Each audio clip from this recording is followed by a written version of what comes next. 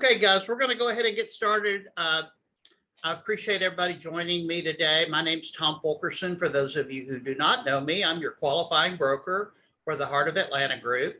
And we are here today on our broker chat call. And Deborah Blue out of the Midtown office also runs the call 1 week, and then I run it the other week. We do 2 a month, and Deborah does a great job. I'm not quite as buttoned up as she is in terms of presentation, because I like to talk about things that are going on that I'm dealing with that I like to share with you so that you can be on top of what's going on in the market and perhaps avoid an issue due to a conversation that we have. So this is an open forum for those of you who have questions or situations that you would like to discuss with me on this call. I love interaction. So feel free to raise your hand and ask questions as we go through this. Today, I wanted to go over 2 things. One is the that I see in the compliance piece is the closing attorney acting as holder of the earnest money. And the second thing I want to go over is the temporary occupancy agreement. We've had a few issues with the temporary occupancy agreement in terms of the understanding of that document from one of the parties or the other. And I think it would be prudent to go over that. First thing I want to hit on, though, before, and I'm still dealing with a lot of issues around earnest money, and agents seem to not understand the proper process for when earnest money either is not collected or when we can't get one party to sign the termination agreement. So if you will bear with me, I know I talk a lot about earnest money, but it's a huge issue. It's one of the larger issues that will get you into real estate jail quicker than any other issue. And so I just want to make sure that I hit on this topic as often as I can so you all understand. Okay. So first of all, when earnest money is not collected, so let's say you have a contract where earnest money is supposed to be received within 2 days of binding agreement date. On that second day, if we haven't received it, we are to notify that buyer that they're in default of the contract.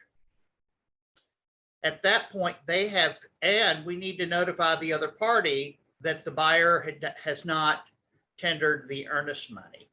Okay. At that point, that buyer has 3 banking days to get us the funds. So if Friday is the day that they are that we are due the earnest money and we don't have it on Friday, then the banking day starts on Monday. So by next Wednesday, we would need to have those funds in our account. And if we don't have those funds in our account, then on the 4th day, once we've notified the other party that they still haven't delivered funds, that seller has the right to terminate the contract or move forward with no earnest money. Now, I've never had a situation where a seller has moved forward with no earnest money, but just know that they have that option. But the most important thing about this conversation is that we include the other party and let them know. I got a call or an email this morning very early from an agent, and they had been sent notice that the earnest money had been collected, but she didn't know that that notice was whether it was valid or not. Okay. And so in her mind, she wanted to know that so that the seller could terminate the contract. I'm like, hold up. You can't just automatically terminate the contract. That buyer has 3 banking days to make good on those funds. So long story short, the buyer terminated the agreement anyway within their due diligence period, so it wasn't a big deal. But I want to make sure that everybody understands that, hold on, let me turn this phone off. I just want to make sure that everybody understands what that process entails. Also, if we have earnest money and we terminate legally during either due diligence, or if our loan is denied within that contingency period and we can't get the other party to sign the agreement, then we have to send out what we call a 10-day letter. It's in the body of the contract, and it allows the holder of the funds to send out the earnest money based on a reasonable interpretation of the contract. And I got to tell you guys, we're having to send out more of those than I would care to, that I would rather not have to do. But that's the case there. So let's see, Carlin, you have your hand up. What's your question? My question is, can you hear me? Yep. Awesome. Is if your due diligence is, say, 3 days, and the earnest money has not, the earnest money was 2 days, is not paid by Friday, say, we'll use that same example, but due diligence is supposed to end on Saturday, does that affect how much time they get to put in earnest money? Because in essence, by not paying the earnest money for another 3 banking days, it would almost seem like their due diligence has been by default extended. Am I making sense what I'm saying? Yeah, you are, but let me just point out that due diligence and earnest money, the collection of earnest money, are two separate issues. Right. So you don't have the option of delivering earnest money whenever you want just because you're in due diligence period. It's whatever is stated in the contract. Now, as a listing agent, I want to advise you guys that if there is, let's say, use that example of a 3-day due diligence period, and you allow the contract and the earnest money to be collected 5 days after a binding agreement date, then that's not a good scenario. So you want to get the earnest money collected before the expiration of the due diligence. Otherwise, that buyer has no skin in the game. Carlin, did that answer your question? It sure did. And then a little follow-up question. Could I, let's say, as a listing agent, if someone comes and says they want, 3 days due diligence and they're going to give their earnest money in 3 days, can I presume I can, but I'm asking, could I counter with, I want the earnest money in 1 day? Can we do that? Yes. Or, okay. Yeah. Not that it, just remember, guys, in the contract, the only liquidated damages for a seller if the buyer terminates the agreement is the earnest money. So if we haven't collected earnest money, and I'll give you another really good example. People ask me all the time, why does the seller have to sign the bottom of the form if we're in due diligence? Because number one, the language at the bottom of that form talks about release of liability, and also many situations have come up where a buyer may have, or their representative, inspector, whoever, if they cause any damage to that property, don't you think that seller's entitled to some compensation?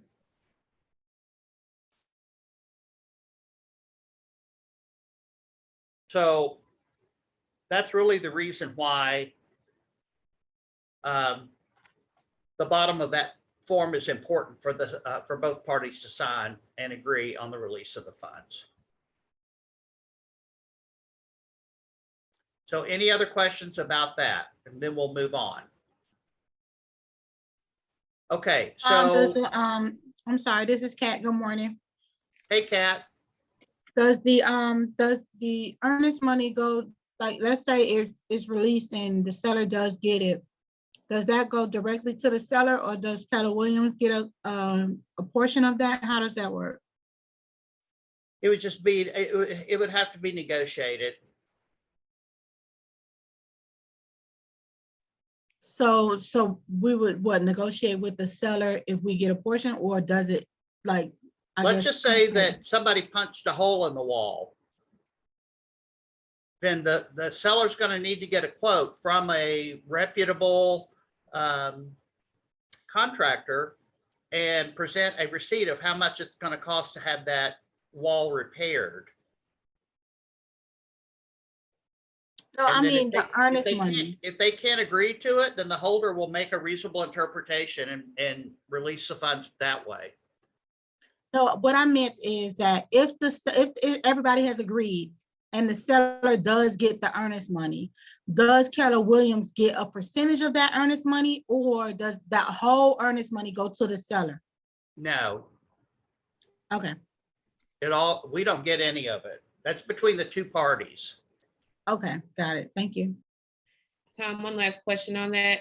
If the earnest money is in dispute, the property cannot be put back onto the market until that dispute is settled, correct? No, you can put it back on the market. You just can't close on it until that earnest money's been distributed. Okay, so we can put it back on the market and just can't close. Thank you. Right. But That answer Tom, the question. this is Barbara. I just wanted to say, we want to make it absolutely clear that they can put it back on the market once they receive that notice to terminate. Even though it's in dispute, they have to have that notice to terminate before they put it back on the market. Am I right, Barbara, Tom? sorry, I was changing my speaker. Start over again. Saying that in order to put the property back on the market, we do have to have that notice to terminate. We have to have that notice to terminate, even though it's being disputed, before we put it back on the market. Yeah, the termination has to be in play, but we don't necessarily have to have the earnest money delivered to one of the other parties in order to put the house back on the market. Just termination signed by both parties. Right.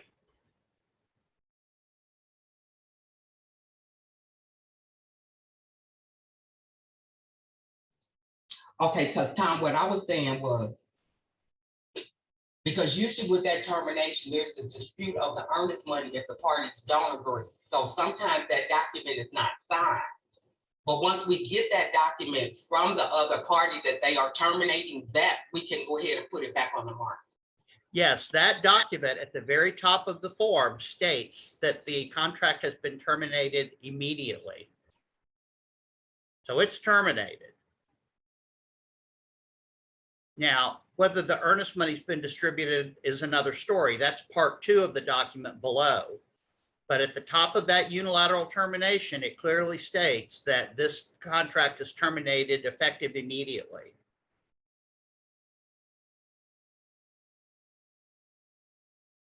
That answer your question, Barbara?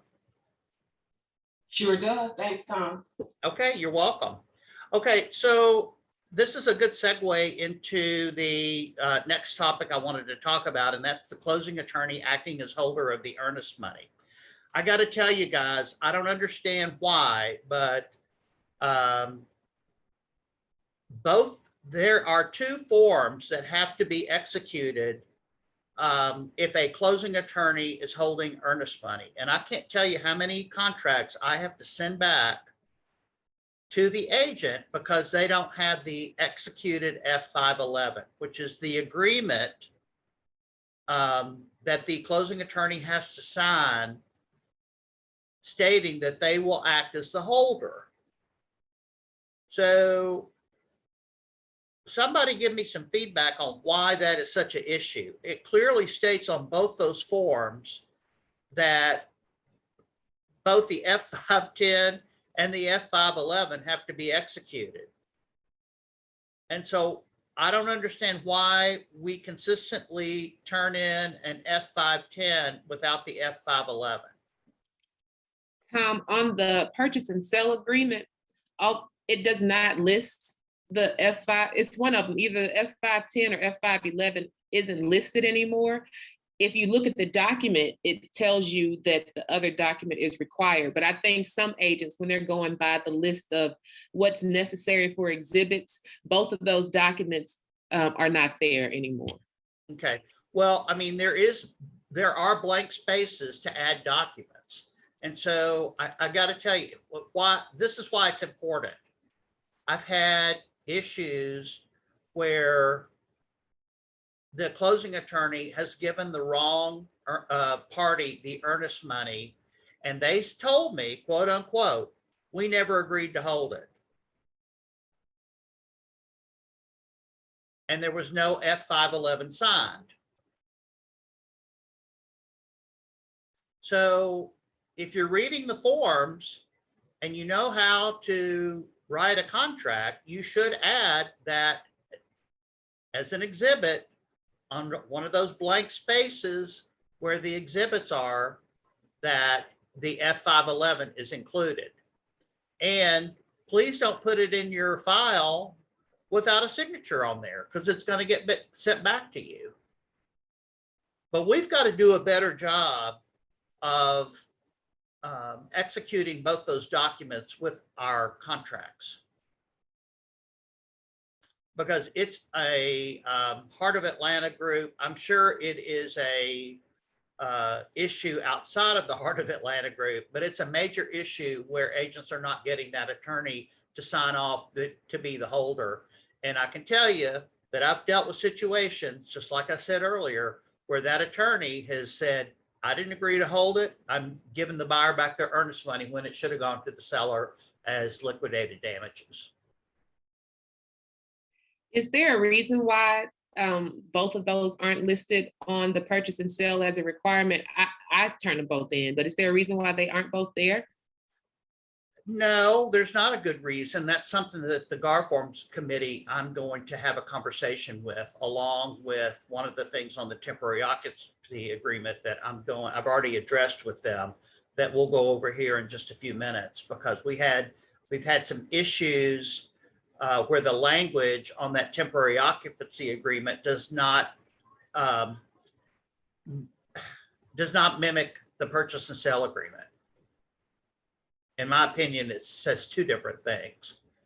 So, yeah, I mean, I think it probably would be better. That's a really good suggestion that I'll pass along to the GAR Forms Committee. They need to have a space holder for the F511 if they're going to continue to go down that path. Otherwise, combine the two documents so that they say the same thing and the attorney agrees to hold it. But I don't understand why GAR doesn't just make it one form. Why not just have everything into one form?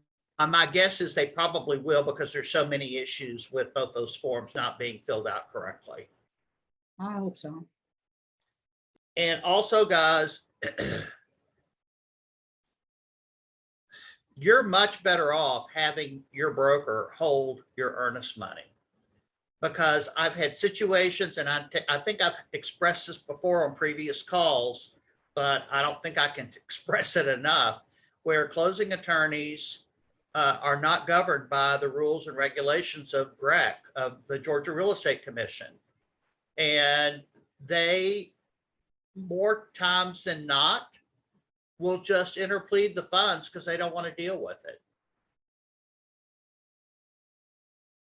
So I've never, in 18 years of being a broker having to do contract interpretation, have I ever had to interplead funds.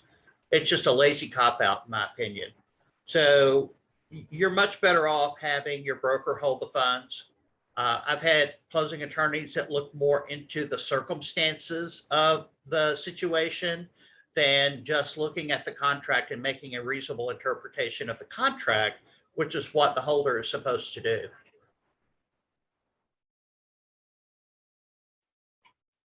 Okay, any questions about that, or are y'all ready to move on? Okay, Tom, I want to ask a question. This is Barbara. Can you hear me? Yes, ma'am. On the purchase and sale agreement on page 8, there is a box for you to check if the seller, if the closing attorney is holding the earnest money. And it does state that it's form number F510. And I did make a note to ask the forms committee to add form 511 right next to it, because I sit on the forms committee. And I made a note to ask them to look into making it one form also. And your concern, Tom, in regards to that temporary occupancy agreement might be something I think we're already looking at into 2023, but please do bring it to the attention, okay? Yeah, the problem I have with the temporary occupancy agreement, and I'm going to screen share it so I can go over it with you guys in detail, is that the purchase and sale agreement on page 1 says the occupancy shall be X amount of days after closing, Mm-hmm. The temporary occupancy agreement says it'll be X amount of days from closing. Okay, gotcha. Okay, so that in itself is confusing, because from closing should include the day of closing, in my opinion. However, if you go back to the contract, and I forgot, I think it's on page 8, where it describes what a day is. It says for purposes of counting days, the date from which the days are starting to count would be day 0. So we made a mistake on a temporary occupancy because we said that that buyer who now owns the property would take possession 29 days from closing. Okay, so to me, that means as of the day of closing would be day 1. But then if you go back to the contract and you look at page 1, it says 29 days after closing. And then when you look at the definition of a day, then the day of closing would be day 0 for purposes of counting days. So I think they need to get that straightened out and clarified.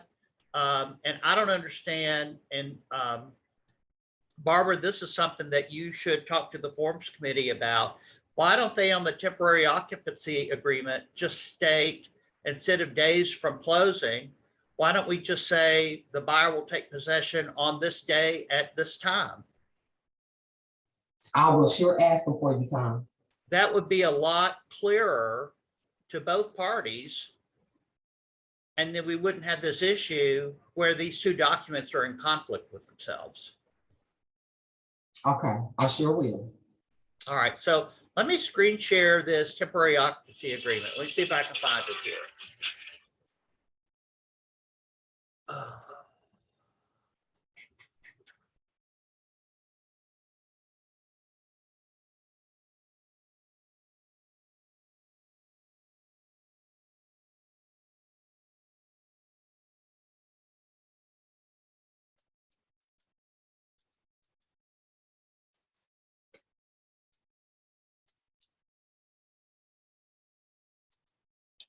Okay, guys, bear with me.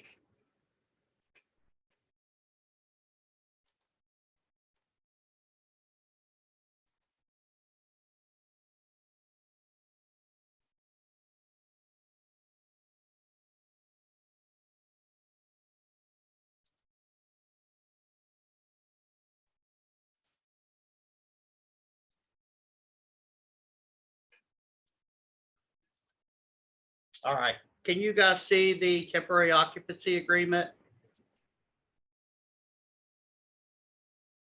Yes. Yes? Yes. Yes. Yes. Okay, great. All right, so let me go over this with you guys. So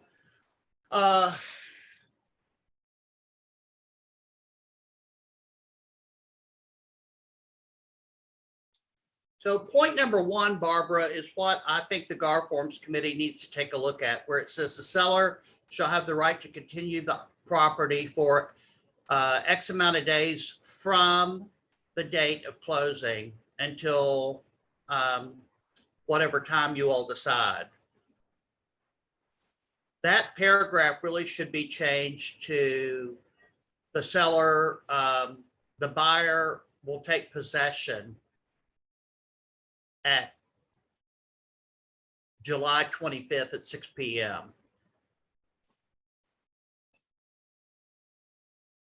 Either that or change the language that says occupy the property for blank days from the date of closing until blank days after the date of closing.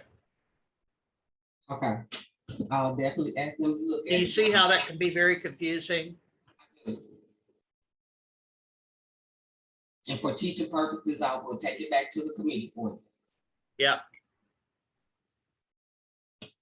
Okay, number 2, at the time of closing, seller shall provide buyer with one set of keys to the property. At the time of possession, seller shall turn over all remaining keys, door openers, codes, and other similar equipment pertaining to the property in seller's possession to the buyer. Had lots of issues where sellers like, well, you don't get a key yet because I'm still occupying the property. Wrong. Read paragraph 2. You're just occupying the property temporarily. You don't actually own the property anymore. Okay, number 3, until time of possession, buyer shall arrange for common element access with community association. So if there's a community pool or whatever, they've got to make arrangements for the buyer to have access to those things. Seller agrees to maintain all utilities in the seller's name and pay the bills for such utilities as they become due. Number 5, seller will not make any improvements or modifications to the property. Number 6, seller hereby expressly releases the buyer, seller's broker, buyer's broker, and their affiliated licensees from any and all liability of any nature whatsoever which may arise as a result of the seller's acts or acts of anyone else entering the property, including but not limited to the liability for injury to persons and or damage to personal property resulting from or any manner occasioned by such occupancy. Seller further agrees to hold harmless and indemnify the buyer, seller's broker, buyer's broker, and their affiliated licensees from any claim or loss arising out of occasioned by the seller's occupancy of the property. Basically, what that means is that that seller still has to continue to have insurance on their personal possessions. And the buyer, of course, at closing is going to be required to have homeowners insurance. So that comes up quite a bit about whether that seller needs to have insurance or not, but they do need to have insurance, sort of like a rental policy that covers all of their personal possessions. And then the buyer, who now is actually the owner of the property, will have homeowners insurance on the structure. So Tom, quick question on that. Yeah, sure. So, and I've had this happen, temporary occupancy, a leak happens at the house. Should the previous owner just reach right out to the new owner if they're still there, or should they repair or do what's necessary while they're there? We're going to get into that here in just a second. So let me pause on that and see if this answers your question. Number 7, it is specifically understood that should the property be destroyed by fire or other occurrence, seller shall bear the risk of loss to seller's personal property. So that has to do with the insurance that I just spoke about. And I think this is going to answer your question, Mika, under number 8. Seller shall be liable for the expense of repairing any damage to the property caused by seller or seller's family members, licensees, and invitees, excluding normal wear and tear. Buyer, as the new owner, shall be responsible for making all other repairs to the property. So really, the buyer, who is actually the owner of the property, would be responsible for that unless the repair was caused by the seller. Like if the seller left the tub running and it overflowed onto the floor, I think that would be considered their responsibility for negligence. So Tom, do you suggest that whenever there is a temporary occupancy, that we hold some money on escrow just to make sure, there's no issues? Well, I think that the owner of the property, who is the buyer in this case, should make arrangements to walk through the property as the seller, after the seller has vacated the property, to see if there's any issues that need to be taken care of. But here's the thing, guys, when you're allowing a seller to stay in their home, in that home that they no longer own, there needs to be some pretty strong communication between those two parties. Because if you've got a situation where they don't like each other because they had a nasty transaction, I probably would not allow for a temporary occupancy, because you don't know what's going to happen. And guess what? You're going to get dragged into it.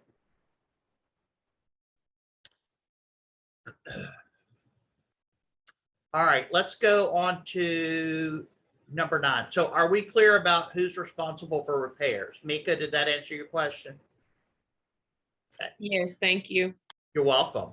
Number 9, upon prior notice to seller, buyer and or buyer's representative shall have the right to enter the property at their expense and at reasonable time to inspect, examine, survey, meet contractors, and prepare for buyer occupancy of the property.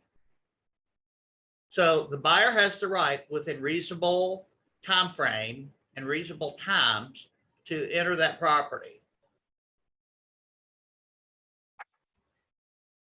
Let's see. Tom, Sellers, yeah. what is at buyer's expense? What does that entail? I guess like if they're bringing in a decorator or a vendor that, that they have to pay for that. Okay. And Tom, can I add something else? Sure. And let's please keep in mind that sometimes the seller still occupies the property. So please don't send them a message at 11 o'clock that night that somebody's gonna be at their house at 8:15 the next morning. Right.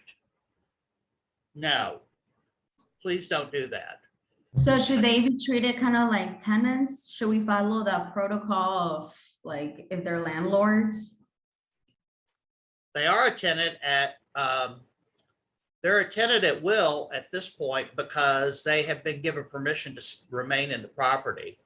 So like I said, it's very important if you're going to agree to a temporary occupancy that the two parties have an open dialogue of discussion and respect for one another.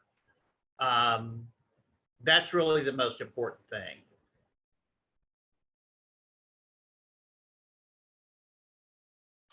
Okay, so back to number 9.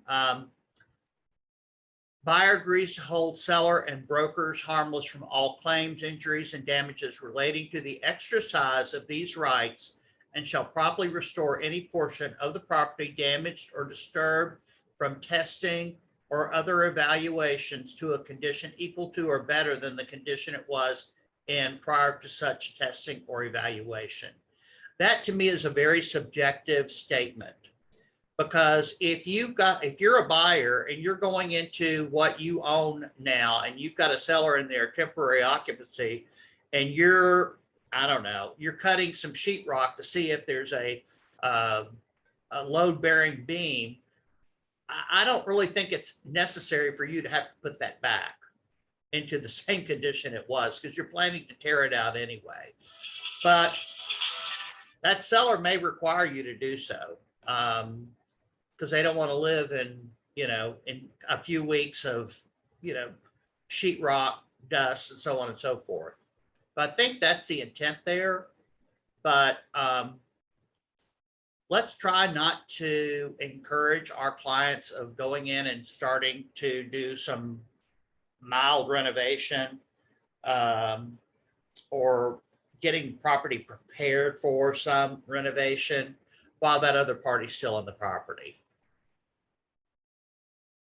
I mean, in the past, part of the reason these temporary occupancies have been so prevalent is because it's been such a huge seller's market, and sometimes that's the only way we could get a deal. I think with the shift in the market now, we're going to see less and less of this. So we'll see. All right, here's the big one. Number 10. If seller does not timely vacate the property by the end of the temporary occupancy period, seller shall be deemed to be a tenant at sufferance, shall be unlawfully holding over, shall be subject to being evicted, and shall pay buyer holdover rent during the period in which seller is holding over in the amount of X amount per day for each day after the end of the temporary occupancy agreement. I think you all have heard me speak to this before. This needs to be more than $100 a day, guys. I see it. I've seen it all spring season where agents will write in $100 a day. And guess what? If I'm a seller and I've got a temporary occupancy and I'm moving into a new house and it's been delayed by 3 days, what's $300 to me? Right? Now, if it's $1,000 a day, then they may, decide to go ahead and pack up and move. But this has got to hurt. Okay. This consequence has got to have some teeth in it. And I'm sorry, $100 a day is not sufficient. I don't even know that $500 a day is sufficient. Because again, if you're a seller and you're moving into, let's just say you're moving into new construction and it's been delayed by 3 days, and you want to stay in the property for 3 days or 5 days, $500 may not be a significant to you in order to hold over. So before we go attach one of these to the contract, there needs to be some pretty heavy conversation about where's that seller going at the end of the temporary occupancy. Is their place ready to go? Will it be ready to go? Otherwise, you may be dealing with a holdover tenant. Any questions about that? And we may speak about this later, Bert, but what about enforcing that and funds and all of that if that starts happening? Just like also with rent payment, if rent payments are agreed upon for the seller staying in the house after closing, do we just write that as a special stipulation into the contract to be enforced by the closing attorney? If you could speak to that, that would be great. Yeah, obviously, this closing's already come and gone. Okay, it's closed. And so if that seller is going to hold over in that property, that buyer is going to be responsible. It says earlier up in one of the other paragraphs that they may have to evict them. And so all that onus is on the buyer. That's part of the risk they take in allowing someone to stay in the property post-closing. So there may be an issue where a buyer, I haven't heard of any, so that's the good news.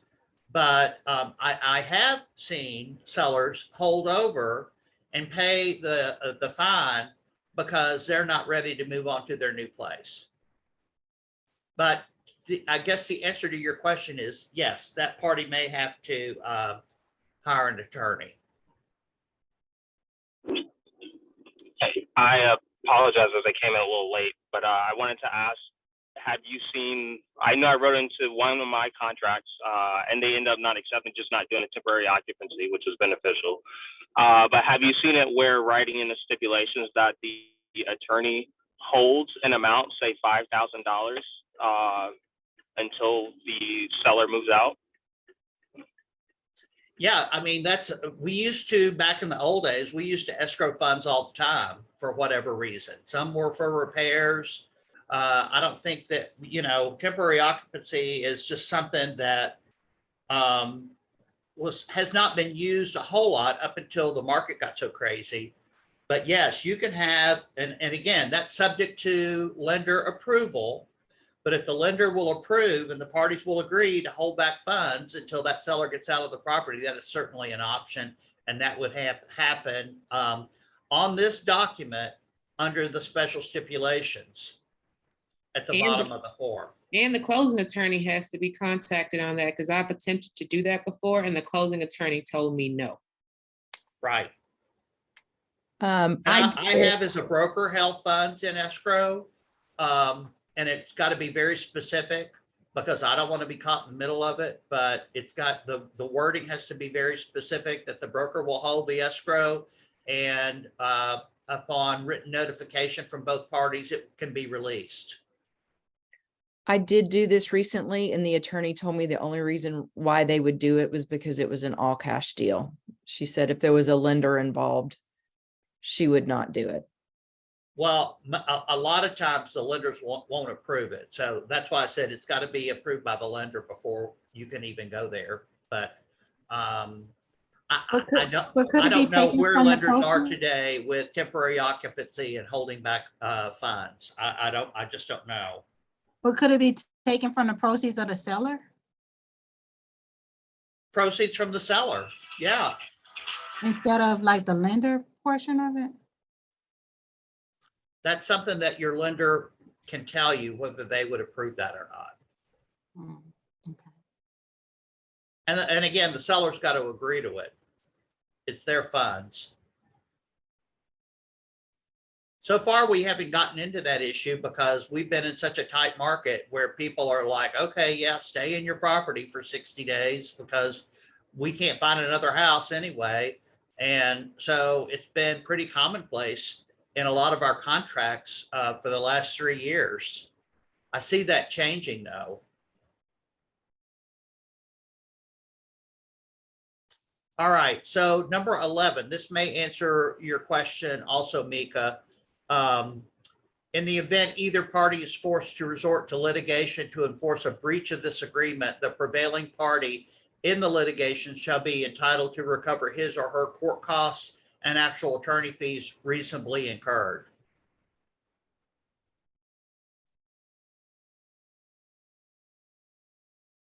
Yes. Okay, and then number 12, in the event there is a conflict between the terms and conditions of this agreement and this exhibit, the terms and conditions contained in this exhibit shall prevail. And so if you're going to write a special stipulation, make it part of this exhibit.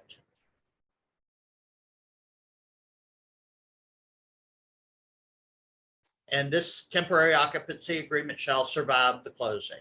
And then again, if you want to write a special stipulation, since this is going to control, don't write your special stipulation on the purchase and sale agreement, write it on this document.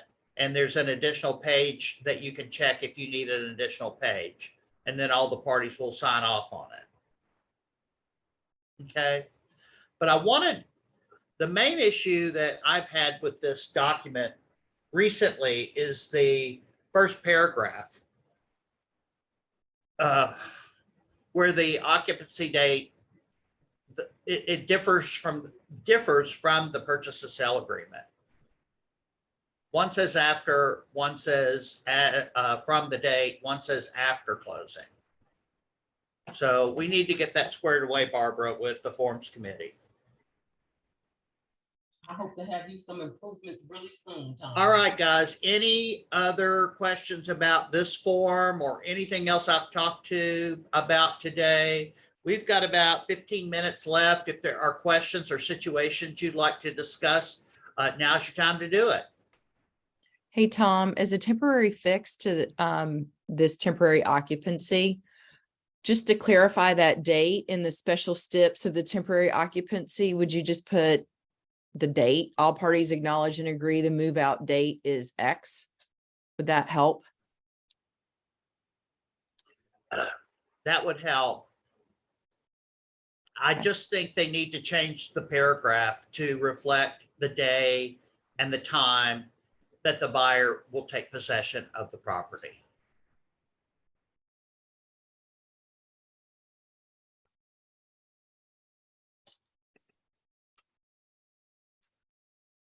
All right. I think, yeah. Tom, I think it used to Hey, have a Joel. date. I think it used to have a date, like a couple years ago, if I'm not mistaken, where you actually put in the date that they were going to move out. But I think what happened, they probably tried to change it because if the closing date changed, then you wouldn't have to go back and redo the date again. I think that's the Yeah, that's a reason that very they good did it. point. But I think it used to actually, you would have a date, but they changed it in the last couple of years. That's probably exactly the reason, Joel. Tom, I have two questions. Number one, what was that verbiage that you said that we should put if you were holding funds, and you had to be like real specific?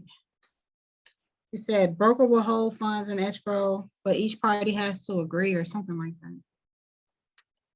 No, if the closing attorney will not hold escrow funds for a temporary occupancy agreement, I have in the past as a broker agreed to hold funds in our escrow account as long as the parties, as long as that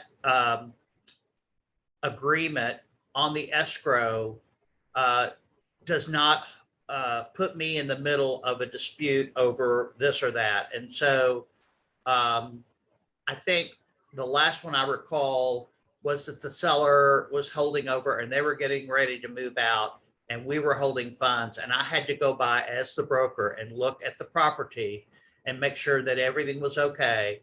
And then I released the funds back to them. That's what happened. Okay. Okay, and then second. Rather not get involved in that now that I've got 6 offices. Right, right. Second, if the funds were, let's say Earnest, back to Earnest money and held by the attorney, let's say the attorney released those funds to the party and the other party is unhappy about it, is there any recourse or is that the final say? No, that's the final say. The holder's say is the final say. Okay, thank you.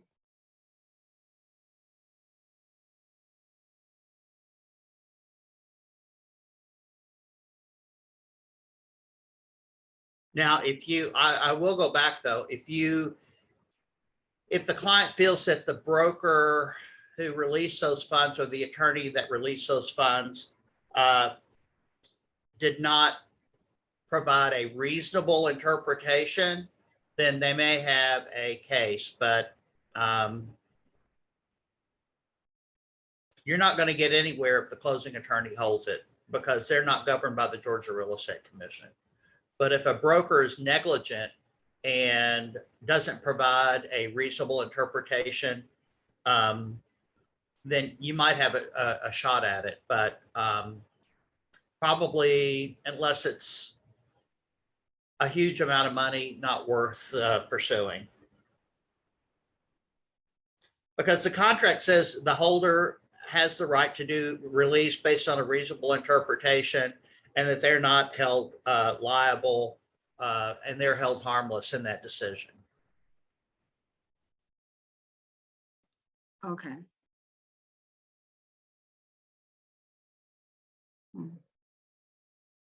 Any other questions, guys? Hey, Tom. Yes, sir. Can you just make it real clear, and I know I've said this before, that even though we're disputing the earnest money and we're waiting and so on and so forth, that does not give you the right to put that property back on the market or terminate the contract or anything? Only if there is a unilateral termination that's been sent that terminates the contract. Thank Then you. you can put the property back on the market because it's been terminated.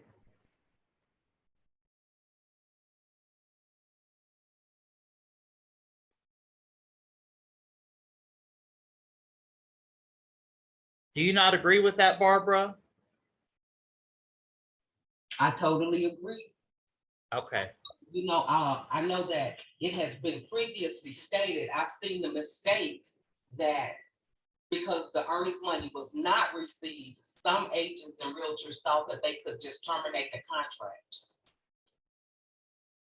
Yeah, there's got to be one of the other parties has got to send over a unilateral. And that way the contract's terminated. But if that hasn't happened, you cannot put that property back on the market. Agreed.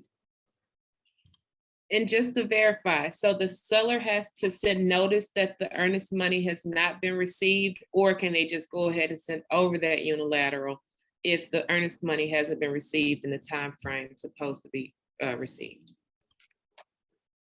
What is supposed to happen is that if I am the holder as the broker and I find out that we don't have the earnest money and the agents, you guys are going to have to be responsible for that, because we don't know if it hasn't been received or not, because we're not the one working the contract. So your responsibility is to notify your client that they're in breach of contract by not tendering the earnest money the way the contract states. Okay? And then the other party, the listing agent, needs to be notified that we don't have the earnest money and we have notified our buyer, and they have 3 banking days to produce the funds. Now, if I'm a good listing agent, I'm going to follow up with that buyer's agent and make sure that they have a copy of the, that they can provide a copy of the earnest money. So both parties need to be involved in this, okay? So if I am a listing agent and the buyer's agent says, no, we don't have it yet, then I'm going to say, well, then you need to send them notice that they have 3 banking days to cure the default. Or otherwise, on the 4th day, if they haven't cured the default, we're going to terminate the agreement. Okay? So both agents need to be very involved in this. And guys, this is a very, very serious issue. I deal more in the team leaders, and Deborah Blue out of Midtown, we deal with more earnest money situations than we care to admit. And I'm bringing this to everybody's attention because you need to understand the process, because ultimately, if the broker doesn't notify the other party that we don't have the funds, and the day before closing, the buyer terminates illegally and we don't have that earnest money, guess what? The broker's going to have to cut a check, and then it's going to go on your office bill. So please make sure that you understand this process, and go back and read the contract and read the paragraph about, about all of the earnest money issues, so that you understand not only to protect yourself, but protect your clients.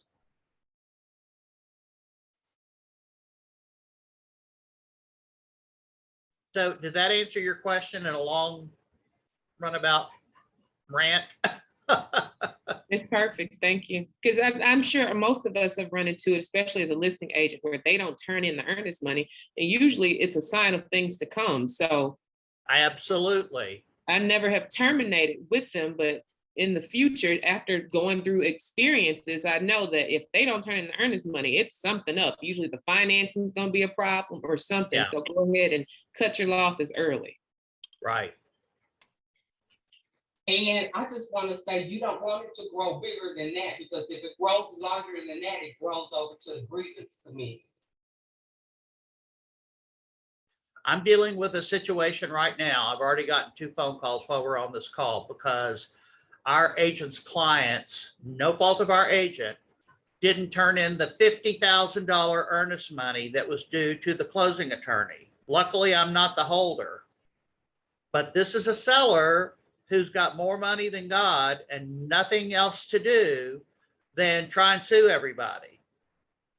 So it's important.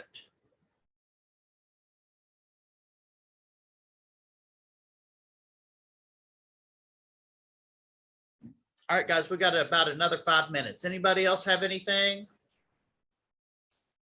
I so appreciate you all joining me today on this call. I hope you got some good nuggets out of it. We just want you to be the very, very best out there.